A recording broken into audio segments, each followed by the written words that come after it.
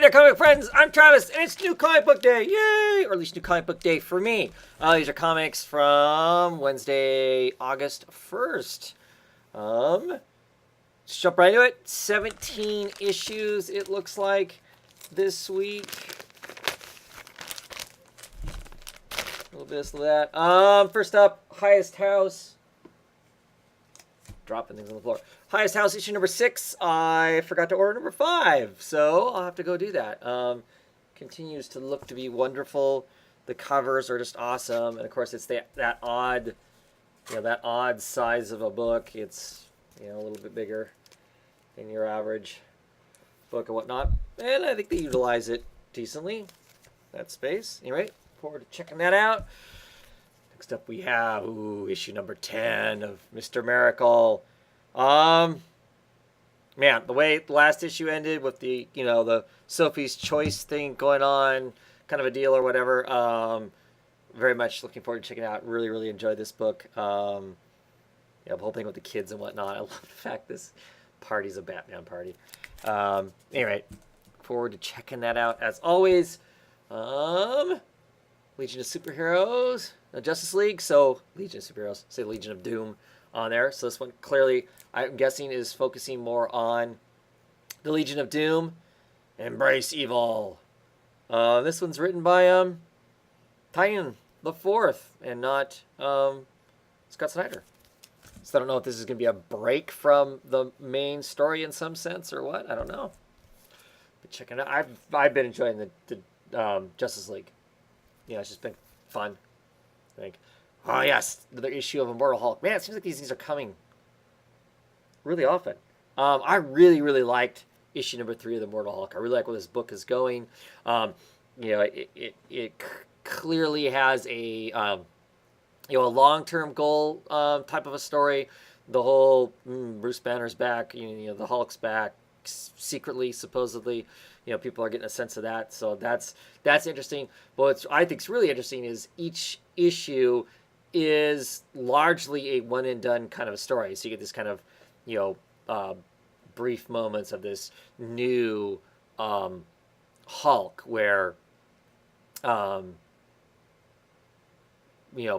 not the same person that he once was, not quite as smart and whatnot, and the Hulk seems to be smarter, and some of the implications that are there as he's slowly traveling around the United States following the radiation, basically following the gamma rays that lead him to the next whatever.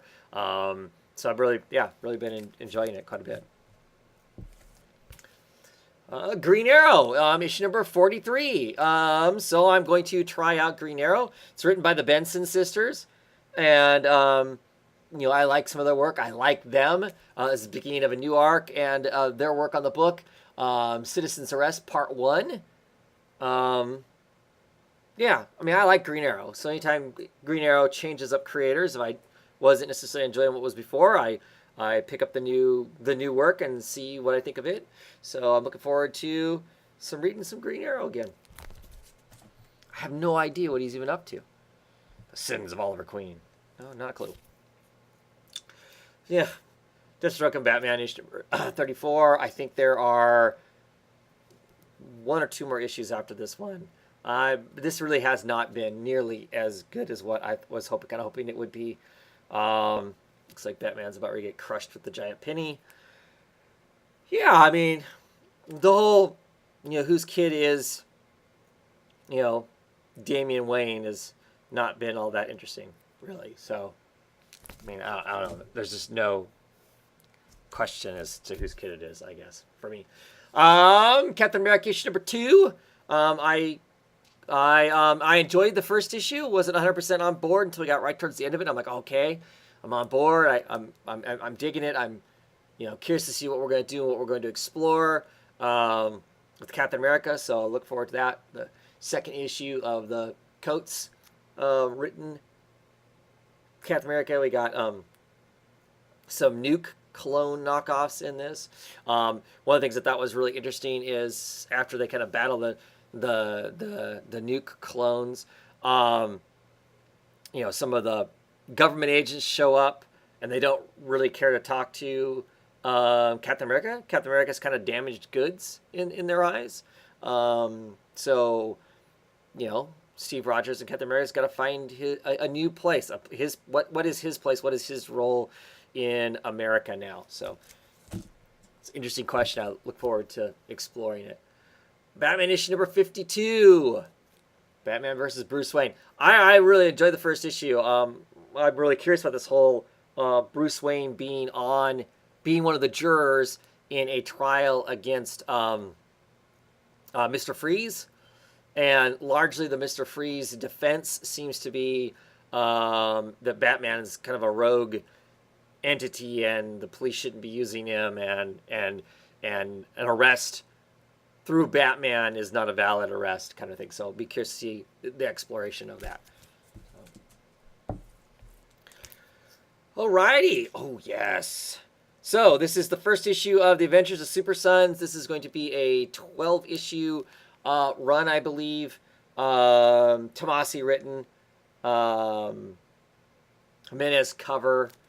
It's got Barbary doing the interiors. So I don't know exactly what the interiors are like, but I really love these two kids together quite a bit. And I'm hoping that Tomasi by himself can continue to tell this great story. Like I said, I really enjoy John and Damian together. So I'm glad the book is back, and the Super Sons book is back in some sense. I think it's kind of silly that it was canceled. I think it's a Bendis thing. Not that he requested it to be canceled, but that he just controls so much of the Super line. I think they felt the need to have to shut it down and, I don't know, start back up again or whatever. But I'm glad to see John somewhere, Superboy somewhere, because he's clearly not in the main title. The main title, it's implied that he's off in space learning stuff. So I don't know if this is told before that or what, but I'm looking forward to finding out. I like the two together. It's just a fun comic. Paper Girl. Issue number 23. Of course, always an amazing book. Brian K. Vaughan and wonderful Cliff Chang, Matt Wilson art. Love that cover. Just love the attitude, that face and whatnot. Great Cliff Chang work. So, as always, looking forward to seeing where Paper Girls is at now. They're set in the future. They've got some cures to some diseases that they potentially could fix and whatnot. So I'm curious to see how all that plays out. I'm excited about all of that. The Quantum Age, issue number 2. This is another one of the spin-offs of Black Hammer. The top of my head, I cannot remember issue number 1 exactly, other than I know I enjoyed it. So I'm looking forward to this one. Some of the spin-offs of Black Hammer haven't been quite so strong. I did enjoy the first issue of this one, so we're checking it out. A new book I've been really curious about, The Seeds. David Aja art. There's the brilliant bee on there. Really like his art quite a bit. Anicetti, that's kind of a because a lot of Anicetti's modern work I have not enjoyed at all. I'm a big fan of her Daredevil run and Spider-Woman and work she did for Marvel way back in the day. In the, that would be mid to late 80s, I think. So I don't know. I'm really curious to see what this is all about. This is one of the Berger books. Karen Berger, who is the founder of the Vertigo line, basically, from DC Comics, now on her own, doing her own line of books through Dark Horse. So look forward to checking that out. And the final issue of Shade the Changing Woman. We'll see how this thing all lands at the end. I just don't know. It just feels like there's a lot of untold story, or that it should be told in some sort of longer format, but clearly they're not giving young animals the opportunity to do that. So I look forward to reading the last issue and seeing how that all squares away with me. Endings are hard for me. Rarely do I like the way a book ends. It just never, especially if it's a book I like, it just never seems to be satisfying. And I don't know if that's just because of my own bummed out because the book has ended, or what exactly, I'm not sure. But Seven to Eternity is back. Issue number 10. It's been on hiatus for quite some time, but I am looking forward to looking forward to checking out some Jerome Opeña artwork. That's the big pull for me. It's an interesting fantasy story about people selling their souls and trying to fight against the greater evils and that sort of thing. So I'm looking forward to getting back into this, getting back into the swing of it. Like I said, I really like the characters. It's an interesting setting. Animosity, issue number 15. This has been quite good lately. Very slow moving in the grand scheme of things. If the idea is that Jessie here is traveling across the United States to get to where her brother is because her dog Sandoval is getting old and may die soon. So got to get her to family where she's protected before that happens. Of course, got this whole complete upheaval across the world because animals have gained the same level of sentience and communication. They can talk and all that kind of stuff, have the same desires as humans do. So what does that mean to humans now? All interesting stuff. I like it. Sorry for all the ums. I'm very tired. I have been working from 4 to 4 every day this week, and it's catching up to me on Friday. Stray Bullets, issue number 37, Sunshine and Roses. Yes, that is a cactus with a bullet hole in it and a bikini top. Star-spangled bikini top strung over and a bunch of blood. No idea what that means, where we're at in the storyline of the book. Always love Stray Bullets quite a bit. So continue to check that out. And I'm surprised I've got another issue of this because I knew I dropped it, but I guess I had picked it up for a while. It is issue 4 of The Wilds. Kind of a zombie Walking Dead apocalypse kind of thing, except the zombies are these people who plants, organic flowers, that sort of stuff spurts out of them. They spew spores. Some people are just like really, really high on the book, and I like aspects of the book. I like the idea of the book. I like the fact that the main character, are women. Some of them are women of color, with quite the